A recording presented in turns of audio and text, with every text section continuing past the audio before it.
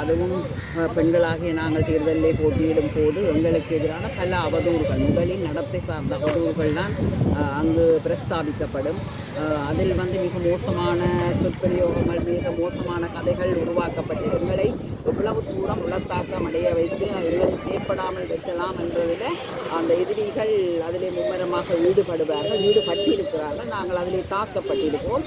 ஆனாலும் நாங்கள் உள ஆரோக்கியம் நிறைந்த பெண்களாக இருக்கிறதால எங்களுக்கு உண்மையில ஒரு மெனக்கவலை ஏற்பட்டால் கூட அதை தாண்டி நாங்கள் வந்த விடயத்தை நிறைவேற்றி ஆக வேண்டும் என்ற ஒரு ஆளுமை பண்போடு நாங்கள் அதில் உண்மையாக போயிருக்கிறோம். நாங்கள் பெண்கள் ஆளுமை உள்ளவர்களாக இருக்கிறவர்களால் மட்டும்தான் அதை தாண்டக்கூடிய சற்று வீட்டிலேயே அதிகளவு பிரச்சனை உள்ள பெண்கள் அல்லது அரசியலுக்கு போக தடை செய்யப்பட்ட பெண்கள் எல்லாம் இப்படி மிக மோசமாக பாதிக்கப்பட்டிருக்கார். உண்மையாக வீடுகளிலே அடிச்சு அல்லது அடக்குமுறை செய்து அவர்களை நிறுத்தி இத்தோட நிப்பாட்டு என்று சொல்லி அந்த போட்டிகளில் அரசியலில் ஈடுபடாமல் செய்கிறதுக்கான வீட்டுக்காரர் மட்டுமில்ல அயலவர்கள் அல்லது உறவினர்கள் ஈடுபட்டிருக்கிறார்கள்.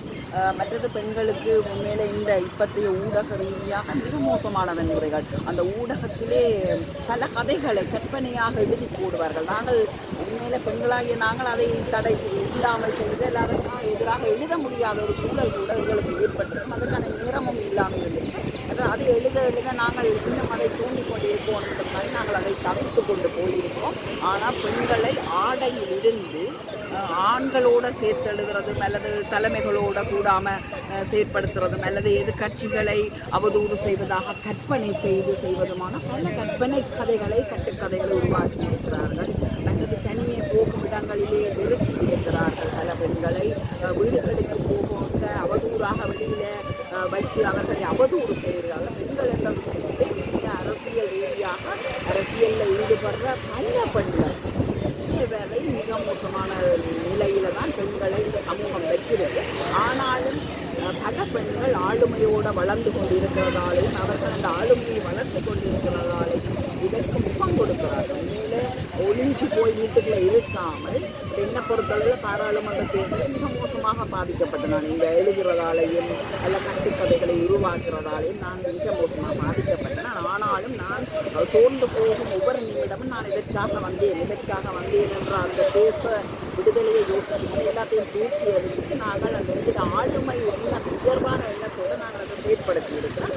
பெண்கள் உண்மையிலே இதை எப்படி சமாளிக்கணும்னு சொன்னால், ஒன்று எங்களோட வீட்டில் உள்ளவர்களுக்கு நம்பிக்கை உடையவர்களாக நாங்கள் வாழ்கிறோம்னு சொன்னால் அது இதுகளையெல்லாம் சிங்களா தூக்கி எறிஞ்சிட்டு கூட உண்மையிலே நாங்கள் பெண்கள் என்னென்னா எங்களுடைய அன்புக்குரியவர்கள் மட்டும் எங்களை நம்பும் வரை நாங்கள் எவரை பற்றியும் அஞ்சப்படுகிறான் அதை மட்டும்தான் யோசிப்பேன். எனது தந்தையோ எனது கணவனோ என்னை நம்பிக்கையோடு வைத்திருக்கின்றதை நான் யாருக்கும் பயப்படுவதில்லை, எந்த அவதூறுக்கும் நான் பயப்படுவதில்லை. அப்படித்தான் பெண்கள் அவதூறு செய்பவர்களை நினைத்து இதிலிருந்து ஒதுங்காமல் தொடர்ச்சியாக எங்களோட எண்ணத்துக்கு நாங்கள் இதற்காக நிலைப்பட்டிருக்கிறோம் என்றதை நினைச்சு கொண்டு தொடர்ச்சியாக இதுக்கு முகம் கொடுக்கணும். பயப்படுறோம் என்று சொன்னால் இன்னும் அடி நடக்கும். பயப்பட நீ எழுதுறதை எழுதி நீ சொல்றதை சொல்லிட்டு தொடர்ச்சியாக போய்கொண்டிருந்தால் மிகப்பெரிய ஒரு வெற்றியை அந்த இலக்குகளை பெண்களால் அடைய முடியும் என்று நான் நம்புகிறேன். உங்கள் மீதான அந்த விமர்சனம் எப்படியான விமர்சனம் வைக்கப்பட்டது? பாலியல் ரீதியானதான் விமர்சனம் வைக்கப்பட்டிருக்கிறது, ஒழுங்கு ரீதியான விமர்சனம் வயசு வைக்கப்பட்டிருக்கிறது. உண்மையில தொடர்ச்சியாக வேலை செய்ய முடியாத அளவுக்கு தடை செய்யப்பட்டிருக்கிறது. கொலை மிரட்டல் விடுக்கப்பட்டிருக்கிறது. பிள்ளைகளை கடத்துவோம் என்று சொல்லப்பட்டிருக்கிறது. இந்த கணவனுக்கு ஏதாவது செய்வோம் என்று அப்படி குடும்ப ரீதியாக கூட வன்முறையான வார்த்தை பிரிவுகள், வன்முறையான ஒலிகள், அதாவது வாய்ஸ் கிளிப்புகள் அனுப்பப்பட்டிருக்கிறது. உண்மையில அதெல்லாம் ஒரு சிங்கள அச்சத்தை தந்தாலும் நாங்கள் ஏதோ எங்களால் அதையெல்லாம் சமாளித்து இட்டை வரை முகம் கொடுக்கக்கூடியதாக அதுகளை தாண்டி நாங்கள் இட்டை வரை இந்த அரசியலில் நிற்கிறோம். எங்களோட அரசியலில் இலக்கை அடைகிறதா எங்களோட நோக்கமாக இருக்கிறதால எங்களுக்கு இவர்களோட அவதூறுகள் எல்லாம் மேலொரு சின்ன விடயமாக இருக்கிறது. ஆனால் மிக மனவர்த்தத்தை தரும் அளவிற்கு இந்த சமூகம் பெண்களை மிக மோசமாக கொச்சைப்படுத்தி கொண்டே இருக்கிறது என்றதை மட்டும் நான் உங்களுக்கு சொல்லிக்கிறேன்.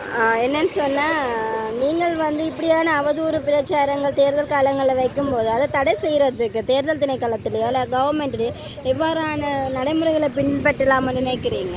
பல நடைமுறைகளை உண்மையில் பின்பற்றலாம். இப்போ எல்லாம் சைபர் கிராமில் உடனடியாக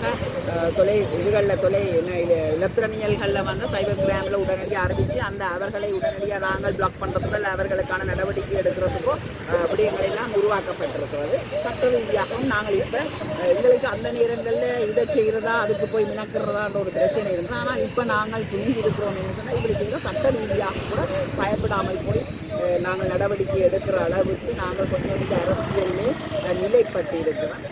நாங்கள் இதை எதிர்த்து நிற்கிறதுக்கு தயாராக இருக்கிறோம்.